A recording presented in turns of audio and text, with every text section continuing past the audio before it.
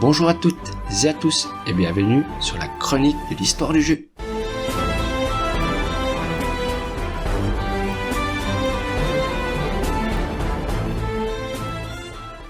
Alors, aujourd'hui, je vais vous faire voyager dans l'Antiquité. Plus précisément dans l'Antiquité égyptienne. Oui, car savez-vous qu'en 1909 fut découvert le plus vieux jeu de société, qui daterait de -3000 avant Jésus-Christ. Selon des écrits découverts en Égypte, ce jeu s'appellerait Senet, S-E-N-E-T, et qui en quelque sorte serait l'ancêtre du backgammon. Imaginez-vous, les Égyptiens, au bord du Nil, jouant en jeu de société?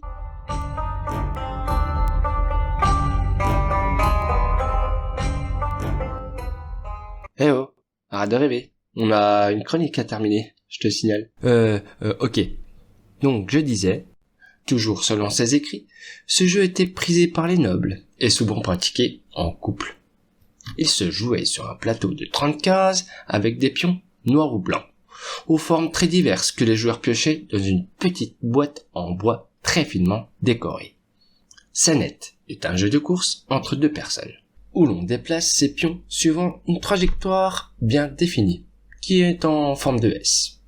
Les règles précises de Senet ne sont actuellement pas clairement définies et font encore débat. Cela dit, il reste encore quelques lignes de la règle originale.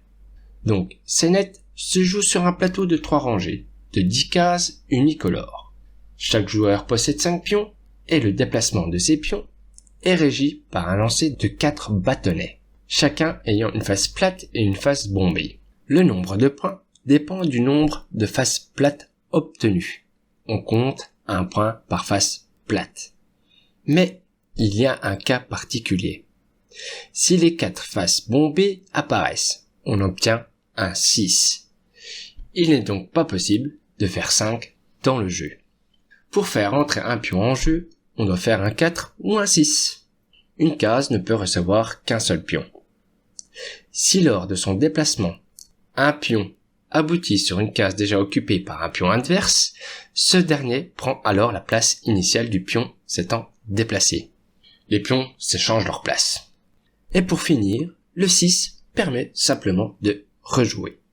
Donc, dans Senet, le premier joueur qui a réussi à sortir tous ses pions du plateau a gagné. Mais attendez une minute. Ça vous fait pas penser étrangement au jeu de loi? Ou encore au jeu des petits chevaux? On aurait copié les Égyptiens? Mais, vous allez me dire, ça, c'est une autre histoire.